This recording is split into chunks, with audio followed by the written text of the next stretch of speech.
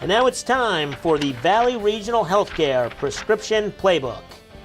Welcome back, YCN Sports Talk, Jeremy Stout, Dustin Ribellini, and now we have our Valley Regional Healthcare Prescription Playbook. We spoke to Dr. Wilton, and he was talking about some of the lower body mechanics and the strengthening that you have to have as a pitcher. And it's not always about the arm. We talk about the arm a lot with David Price and Porcello, Pomerantz, whoever. Sometimes you have to have some lower body strength and mobility. And that's the thing that I think Dr. Wilton alluded to, and we'll see in a second here, is you hear these pitchers and you always hear triceps or elbow. You don't really hear the lower body, but a lot of these pitchers, you watch baseball games, they get their power from their legs and their rotation. So I'm going to be interested to see, it's interesting to see what he had to say, because I don't think a lot of people really realize how important that is. All right, so let's take a look, Dr. Wilton, right now on the Valley Regional Healthcare Prescription Playbook. Baseball's pretty good for foot and ankle guys. You don't see a whole lot. Although, if you remember Curt Schilling in the World Series, he had the tendon injury and the bloody sock, and you know that's sitting at Cooperstown right now, I think, or somebody bought it on eBay. Oh, I'm sure the doctors that were taking care of him had it adequately anesthetized and taped and protected to allow him to go out and function at that ultimate level of World Series star pitcher against the best batters in the world. So it's kind of counterintuitive, but there's a lot of lower extremity mechanics in pitching, and the great pitchers have great lower extremity mechanics to get the top of their body in position to be able to use the shoulder and elbow and arm muscles the way that they have to. So there's a lot of core training that goes on for the higher levels of pitching to develop the core of the body, and also lower extremity training so that the pedestal that core stands on and upper extremity stands on is strong and rock solid.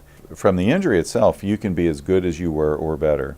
But if through the rehabilitation process you pick up really good habits in terms of core strengthening, flexibility, muscle mass exercises, things like that, you can become a better player. It's probably not the way you wanted to do it, but you look at a lot of guys in the NFL that have ACL tears and things like this, and you go, oh, their career's done. And they come back and they're like, wow, you know, their performance level is fantastic. The training and rehabilitation is dramatically changed in the last 10 and 15 years for a lot of these injuries. So when they get to physical therapy, they're doing a lot of great things that just move that window of healing, you know, from what it used to be out here. It really can shorten it up quite a bit. For most people, you can definitely shorten your rehab and have better outcomes with immediate post-operative physical therapy.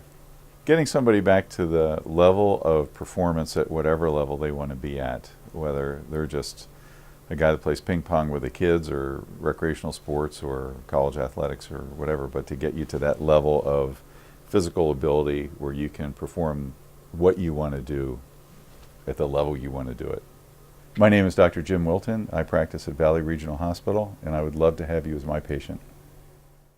All right, thank you to Dr. Wilton for that piece. Every week, the Valley Regional Healthcare Prescription Playbook, and we saw him mention even Curt Schilling's injury back in the World Series with a ligament tear, and that's even something that we never even talk about. If we do talk about something, it's a core, as he mentioned, or muscles, but even something as small as that can have a big impact on a pitcher. Well, and you think about it, you think about a right-handed pitcher like Schilling into his windup. He turns with his right foot and then pushes off his back foot and really gets that extension with his forward leg. So yeah, every part of the body goes into a pitching motion. It's not just the arm. Sure, the arm creates the spin on the ball or the fastball motion, right? But really, you got to get everything involved, and that's what you see a lot of. Especially when you're watching a game, they'll slow-mo a pitcher and see his leg drive, see how much he's really getting into it. So you have to have everything working. It's not just your arm. You got to have everything going right to succeed, especially in Major League Baseball. And that's why some of those power pitchers, such big guys. You know, Clemens was a big guy. Yep. Obviously, Pedro was a small guy, and a lot of the reason why, you know, maybe he didn't last as long. I mean, he lasted quite a while, but some of the bigger guys, is their legs are just so much power. And also, you probably know a little bit about that on the golf side. Right, you know, yeah, it's kind of very similar, yeah. With a lot of movement, a core being really involved. Tennis is where you see it a lot, too. A lot of tennis stars are getting hurt. They're getting hip injuries or leg injuries as opposed to the arm or elbow injury. Right. So thanks again to Dr. Wilton, the Valley Regional Healthcare Prescription Playbook. We'll take our final break. When we come back, we'll get into the Final Four. March Madness is almost over, and we'll also have our Salt Hill Pub picks of the week. You're watching YCN Sports Talk.